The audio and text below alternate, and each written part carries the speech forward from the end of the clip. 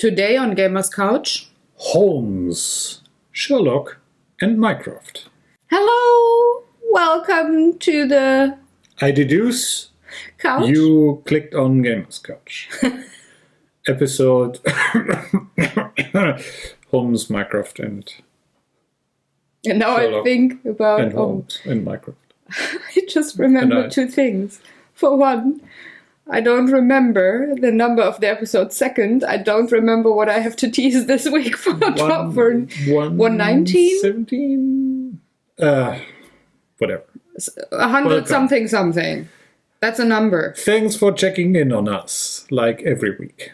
Hopefully. I hope so. you better come anyway.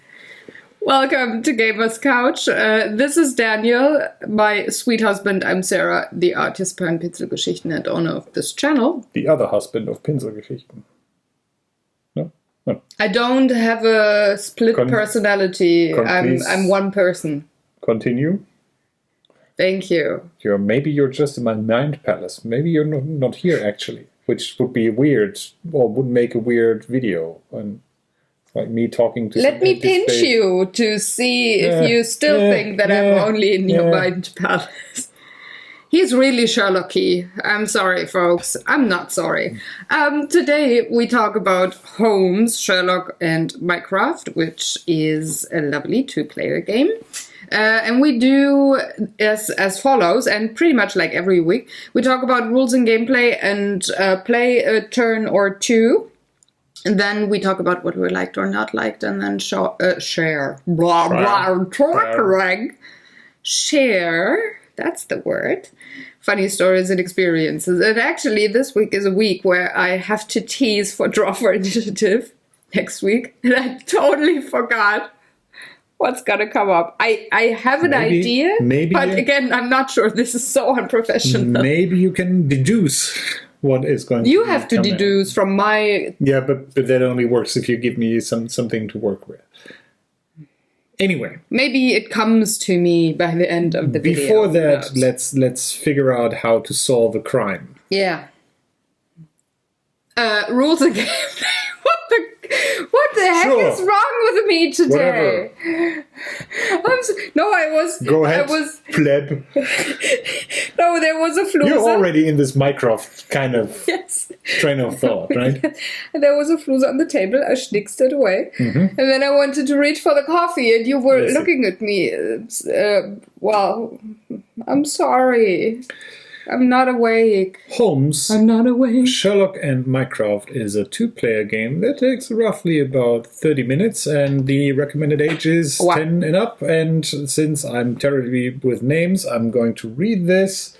It is by Diego, and I hope it's pronounced Ibanez or Ibanez. Let me look. Now you took a look. And honey, I'm short-sighted. I don't wear glasses. There we have it. Short arms, no cookies, as we say in the Germany. I want the board game box, not a cookie. Thank you. So, this game is a game involving cards. It is essentially combining a drafting game with some set collection and a sprinkle of worker placement. That has you take on the roles of Sherlock and Mycroft, who try to solve the case. So on the outset, something terrible has happened, and Mycroft, it's about a bombing, if I remember correctly, in the Parliament, and Mycroft is tasked with, finding evidence to convict the culprit. And since the family does believe that the culprit is actually innocent, they have hired his brother Sherlock to do the same, but with the different intention of kind of finding evidence to get him out of prison or spare him even worse fate. That's as much as theme and Sherlock Holmes related stuff you probably will be getting from this game, but let's take a look at how this works out. So, on the table, we have a board that illustrates 7 days, which is the amount of time both our heroes have to find enough evidence to either, accuse the guy as guilty or to find him not guilty. The three major sidekicks of Sherlock are always available, which would be Dr. Watson, Miss Hudson, and Inspector Lestrade, whereas other witnesses may come up during the course of the 7 days. We start with 2 randomly drawn on the day 1 spaces, which are, if in our case here now, Irene Adler and Wiggins. And with each ongoing day, we will reveal 1 character from this stack and put it on the subsequent day. Not all characters will be used, but that is kind of intentional so that you have some little bit of randomization when it comes to the game. What you want to do is actually collect clues and have more of them to score them finally. This is kind of, you use worker placement to draft cards from this flow of cards here, and you try to collect sets by completing groups of cards. As you can see, there's different types of cards. So we have, for example, here, I think that's a wax seal. Here we have a bullet casing. Actually, that's a full bullet, I think. And a fingerprint. Or, and this is some special type of card, a map tile here. And what you want to do is kind of have the most of these numbered cards at the end of the game, where you, if you do so, then get the points that are printed on the card. And incidentally, the number on the card also gives you an idea how many of those are in this stack of cards. So let's take a look at our options. We will taking, or for each day we will be taking turns. It's always Sherlock who goes first because he's obviously younger and more nimble, and kind of Mycroft is more the let's deal with this problem from behind my desk, more slow approach to things. So as Sherlock, you have these 3 little worker meeples, and you'll start by placing one of them.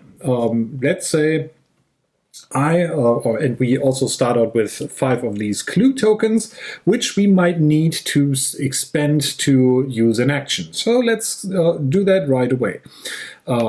Let's say I want to go to Inspector Lestrade and check if he has some intriguing evidence for me or something.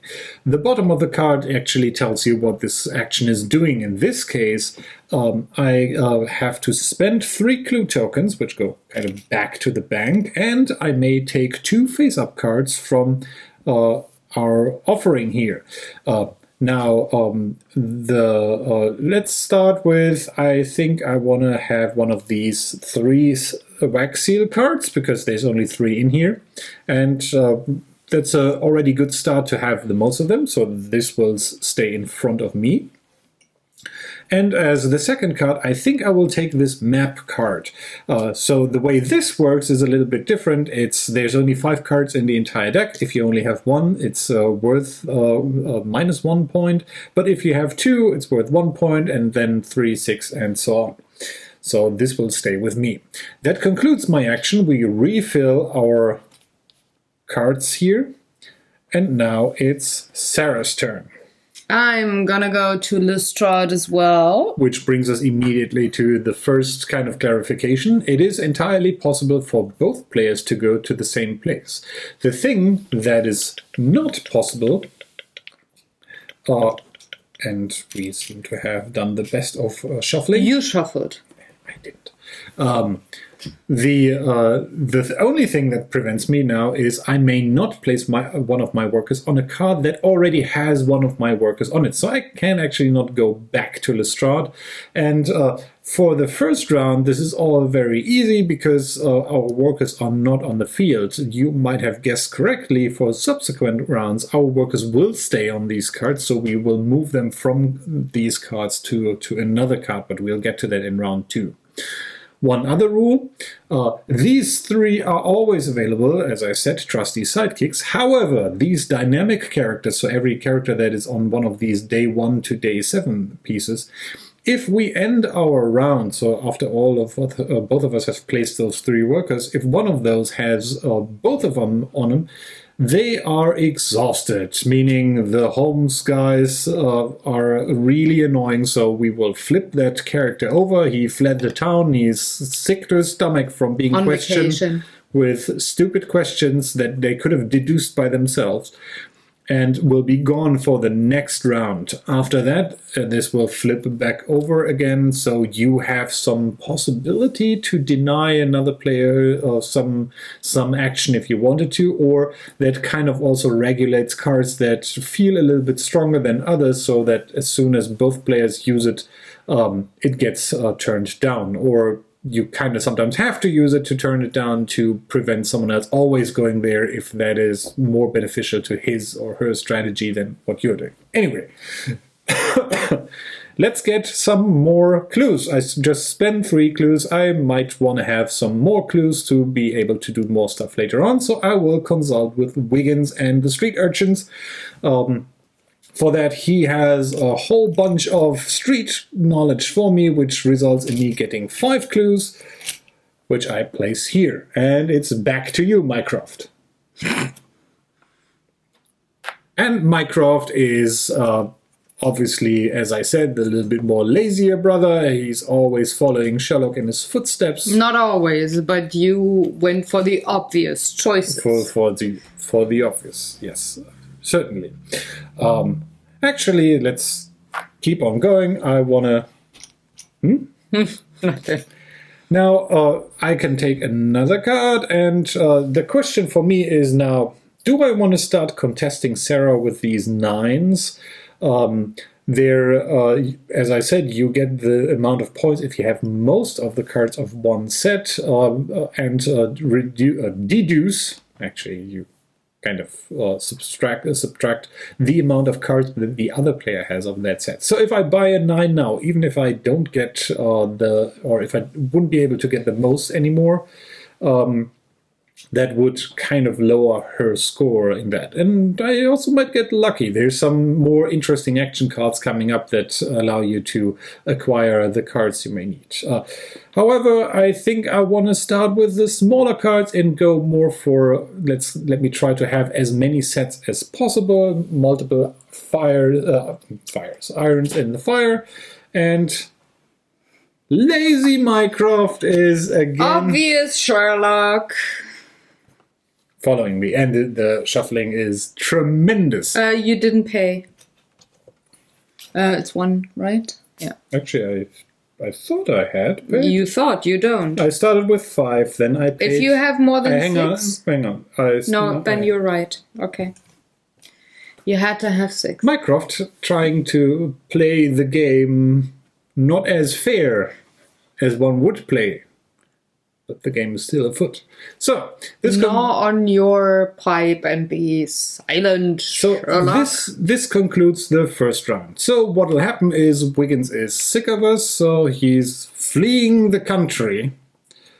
The city. And Sherlock is always so dramatic, you know. And we will also stand up our little investigation worker meeples to indicate that they can now be used again. Also, it's a new day.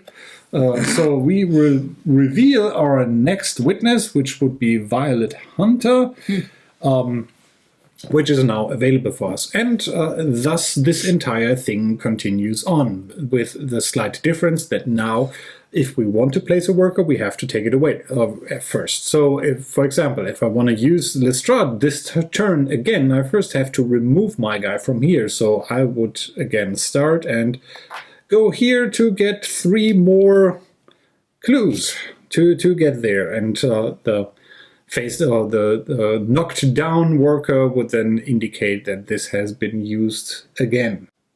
I'm gonna be like Mycroft in the BBC TV show. Or any other Sherlock Holmes version. Yeah, but he's especially annoying. His facial expressions are awesome. He's very annoying in the books as well. So. Yeah, I totally forgot that. It's been so long since I read them. He's a dick, pretty much as Sherlock can be. Yeah. So, Mycroft is gonna visit Irene, which is a funny thing already in my head. And I am allowed to pay as many magnifying glasses as the weekday to take one card from his open play area and put it into my hidden one.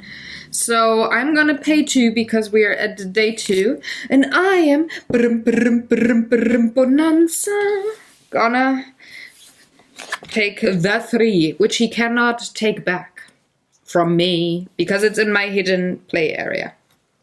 I see how this goes. Of course. Actually, let me do the same. No. I have more clues than Sarah, so I can play this game easily. And as Sarah already said, cards that are face down, and there are some actions that allow you to take, for example, face down cards from this deck, are always stay face down and keep up the excitement for the end of the game, because you don't necessarily know how many cards of a particular set someone has. That is with one exception, and we have not encountered that card yet. I'm going to pay 3 magnifying glasses to get this one and this one. And we haven't encountered anything. Anyway, there's only one card I need to show you to kind of conclude this entire thing, so let me find it. That is the wild card, which looks like this. It's gonna be on this camera. Don't make him dizzy. In some screen. It's on this screen. It's not that difficult. It's the same every week. Jeez. If it's a wild card, first of all, those can show up here and you can pick them up as any card, and it is a wild card because you can attach it to any of the numbered cards and just counts as one more of those, although you can only add one of these to per type of card. Alternatively, you can just put it down and then later on add a numbered card to start a new stack, so to speak, but you may not shuffle them around or something like that. However, if you draw this card as a face down card, you have to reveal it immediately, so you're not allowed to keep secret wild cards someplace, which I guess would make the game a little bit unenjoyable in the final stage when someone then can try to figure out the best way to do all that. That's pretty much it. The final scoring happens after day 7 concludes, and as I said, you get as many points as the number on the card says. If you have the majority, if you should put mine in frame, and then we can score ours. If you should happen the absolute majority, meaning if you got all the cards of a particular type, so that would be 9 fingerprints or 6 bullets, you get an additional 3 victory points. And then we have these map cards that are also worth, depending on how many mapped cards you picked up to 10 points if you got all 5 of them. So in this case, I would get 9. 9.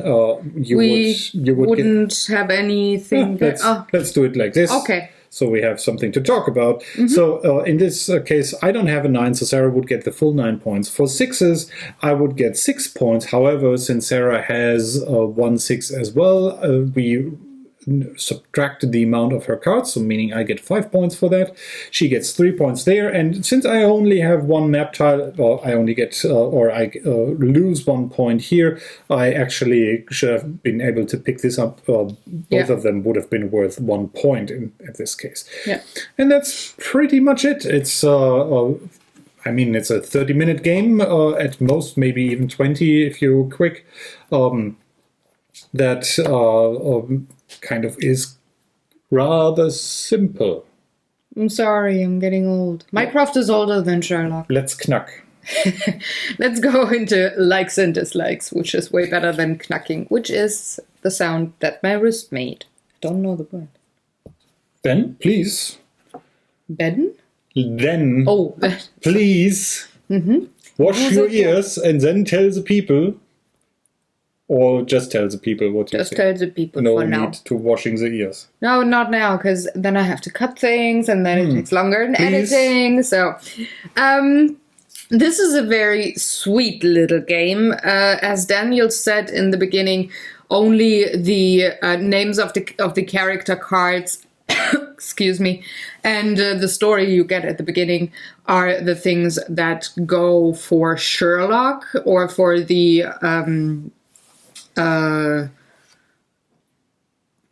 what's his name? Mycroft. No, Sir Arthur. Why are you? I know it, but I'm just leaving you hanging. Mr. Doyle. Conan. Conan was the word. Yes, thank Like you. the barbarian. Sir, the barbarian, Arthur Conan Doyle. Yeah. So that's all you get. So the little 2 sentences in the beginning and the names of the witnesses. Other than that, it's not very Sherlock-y. However, it's a sweet little set collection, worker placement, push your luck almost. Kind of. Yeah, but you kind of push your luck as well in trying to deduce what the other one's move is going to be, especially if you're Sherlock. I felt that I could maybe, distract from your gameplay just because I went first. So just by denying you things. But pushing your luck, meaning I still had to make sure that I got the things that I wanted. You know? I have to say, it's always Sherlock who goes first and Mycroft who goes second. Obviously, you could play over multiple rounds. However, the game also has a solution for that. So there's a couple of optional cards I haven't shown you yet in here, and one of them kind of solves the problem, because I actually think that Mycroft has a little bit of an advantage if you just play with the regular rules, seeing kind of where the other player is committing to go first. In this case, you have this extra card that shows actually Sherlock and Mycroft, which gives you a new gameplay mechanic where you are allowed to reserve one of the cards that are shown in the flow of different clues here, allowing only you to pick it up if you use an action that allows you to pick up a card in addition to the 4 cards that are out here. If you do so, this flips over and then goes to the other player. But makes it a little bit more strategic, or it lets you do your own thing and still deny the other player. You could, for example, if you see that you are not trying to collect map tiles, you could lock one of the map tiles away, never buying it, but kind of getting the other player, which would never happen in this house, into getting that. And then there's 2 more characters that are optional that are actually villains. So there's Moriarty. He's available, as well as his henchman Sebastian Moran. That have some more nastier interaction stuff going on. So Irene is actually, I think, one of the few that does mess around with the cards of the other player. Yes, the others just which kind of is mess actually around with which works, I think, for the theme in this case. So because she is a thief, so for the villains. But that's I would almost recommend to play with at least this card if you after maybe an initial try, and then you can decide if you want to spice it up with the bad guys. And since not all characters are showing up, it's not even guaranteed that you will have them in the game. Yeah, but I think it's a nice dinner game. It would actually also work with an abstract theme. I think it's an abstract game. Yeah, it is. So you could, even if you don't, but why? If you don't like Sherlock, you could play this game just disregarding any story or fluff that comes with a game. But it's a nice little game. It plays quick, and it's one of the 2-player games that I think has a lot of replayability, and that is not a card game that you hold stuff in your hands. We have a lot of 2-player games or games that are great for 2 players, where we have a lot of cards at our hands and stuff, but there's hardly any 2-player games out there that we like that does that kind of a mechanic here, and that does it well. Yeah, I think so. I think the what I like about this is that it's very streamlined when it comes to those 3 aspects. It uses the drafting, the worker placement, and the set collection. And manages to contain that in a short amount of time, which I appreciate, especially for a 2-player game. That being said, if you're not a fan of something like Rummy or similar games, I'm pretty sure this might not be something for you. This is certainly not... I would not pick this up if you're thinking, hey, this is a Sherlock Holmes game and we really like the series or the books or something like that. Sorry.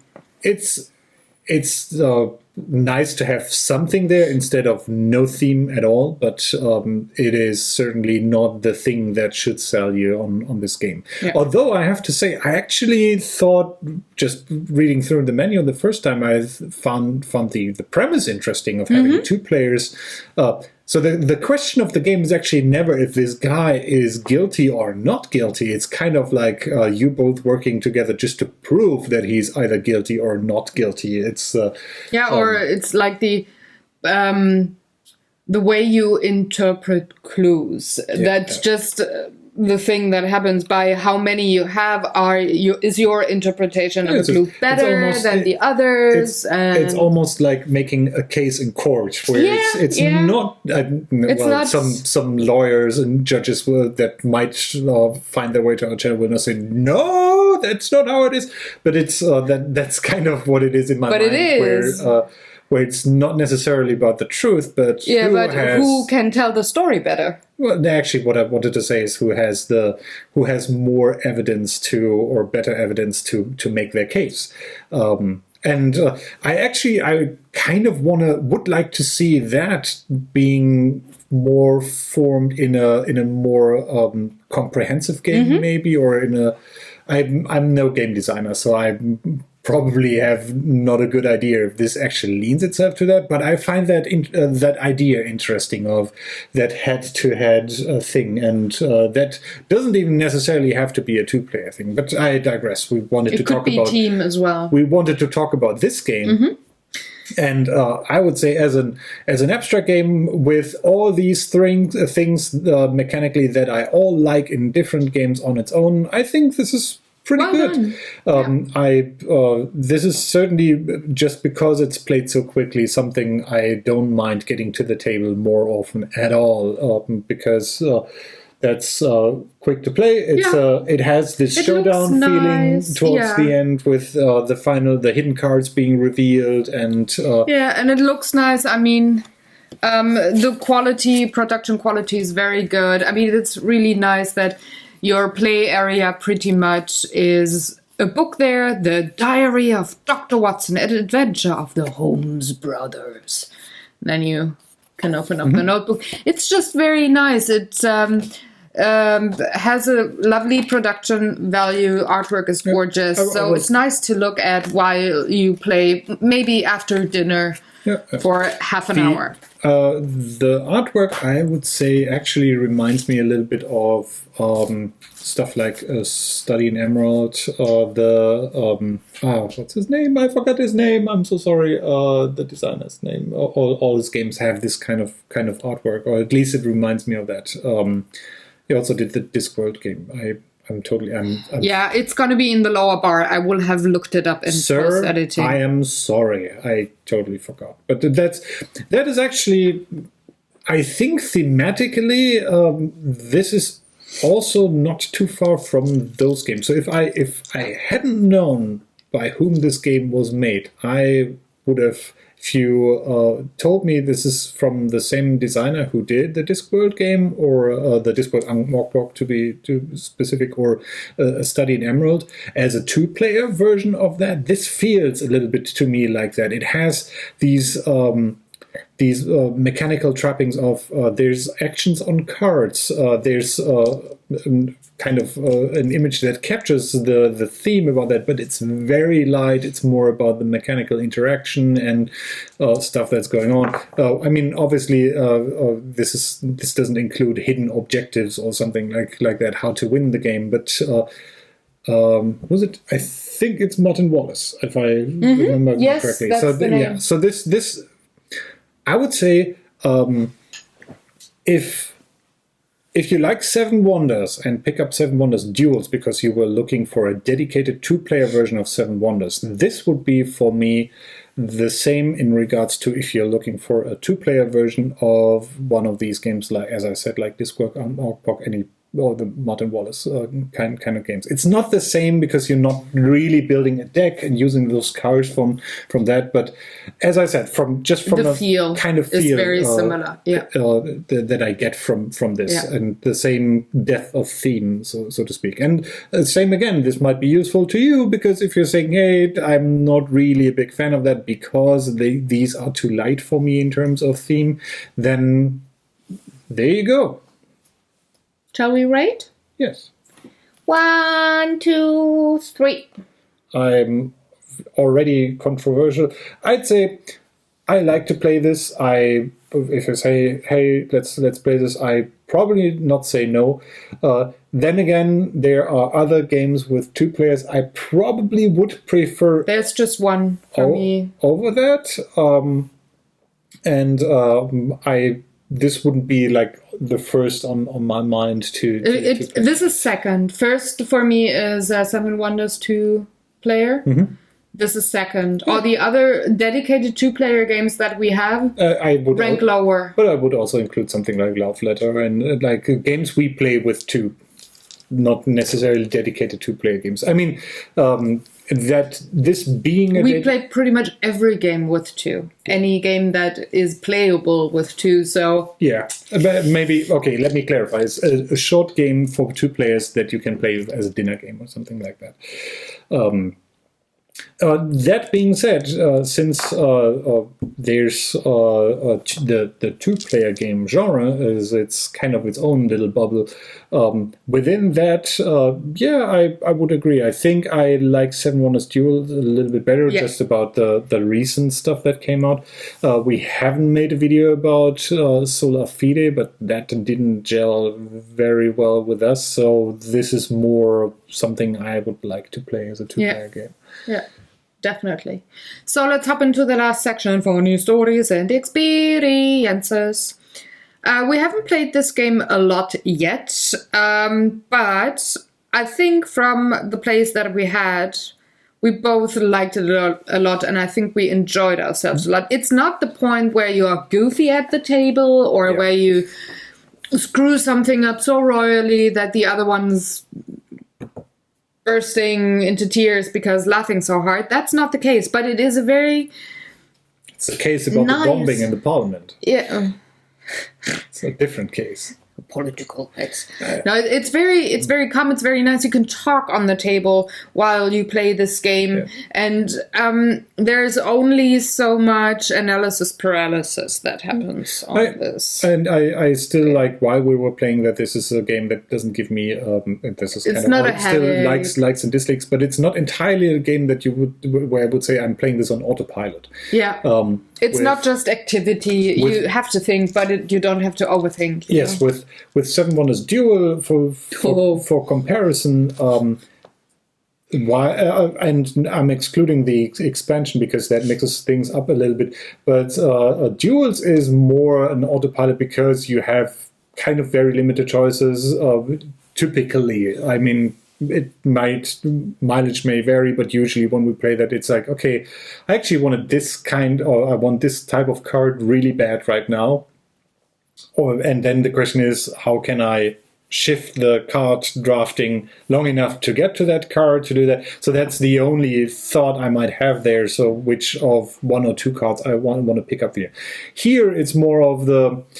Actually, since your opponent is not in your way with the workers, it's more like, which actions are most important for me? What cards do I want? Yes, what actions are important, and in what order I want to have those actions to maximize. Yes. Yeah. So it's a bit more thought, but it's not too heavy that you cannot talk about anything else, or that you maybe cannot listen to a podcast or something while you play this game. So it's light enough for that, and I liked that because, well,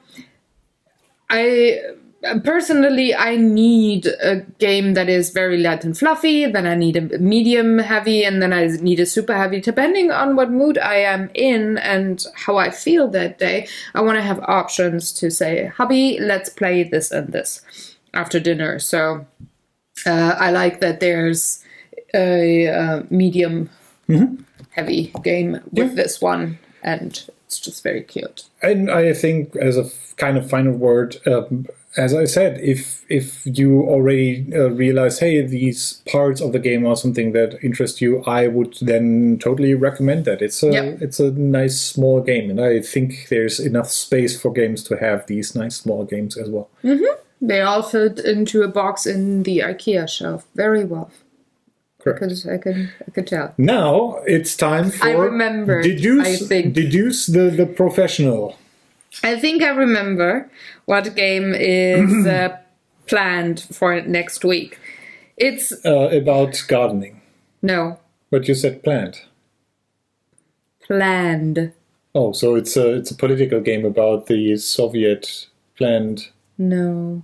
Economics. Economics. Economy. Awesome. Planned I like economy. the other thing too. Yes, whatever. No, this is actually a very sweet game. Hang on, let me... But it's one... Yes, in style. It's one of the games that had to grow on me. Meaning Still no gardening? No. It's a game that has so many things that you could do. It has a bit of interior design. It has to do with food and animals. You can play it with... The game is afoot. Is it a game that dwarfs others in comparison? Yes. Is it a game about survival? Yes. Is it a game about food, which kind of fits into survival? Don't answer that, I can deduce that automatically. I love it. It must be Agricola. We don't own that game. We actually do, but the electronic version. You do, I don't. Do you also? Well, anyway, is it Agricola? No. Huh. But it's a cousin. What other game that is very similar to Agricola that dwarfs other games in comparison? If I only could have a sheep and a dog for every time You are such a mule. Yeah. I should be ashamed of myself and hide under the earth in some ore mine or ruby mine, to be specific. Yeah. Well... Get comfortable there. I give up. I have been bested. Have you deduced correctly? Pokey old man. I can't wait. When you're 70 or 80 and you're the grumpy old man, you're gonna be sexy as hell. Even more than today. That's a backwards compliment, I know. That's a very weird way to make a compliment. I think you're gonna be a very cool grumpy old man. It's awesome. You're in a grumpy old man. I'm dying here. Oh God. So yeah, if you have correctly thoughts, maybe deduced what game Opinions. we're gonna paint next week, leave it in the comment section below. Also, if you have other thoughts or comments, ideas, things that you want to tell us, leave that in the comment section as well. We're there. We're gonna be back next Sunday with a new podcast with a new board game. Lots of talking, lots of playing, maybe some dice, maybe not. Don't hurt the table. And until then, we hope you have a great week, you have a great rest of the Sunday, and maybe you got times to play a board game or two, and we're gonna see you next time. Until then, do the good YouTube stuff, like, share, subscribe as per usual. I'm tensing up for the. We have to be in half of the screen, so you have to be closer together with me for the last 20 seconds. 1, 2, 3. Why are you down? Bye, folks. Goodbye. Goodbye. Grumpy old man.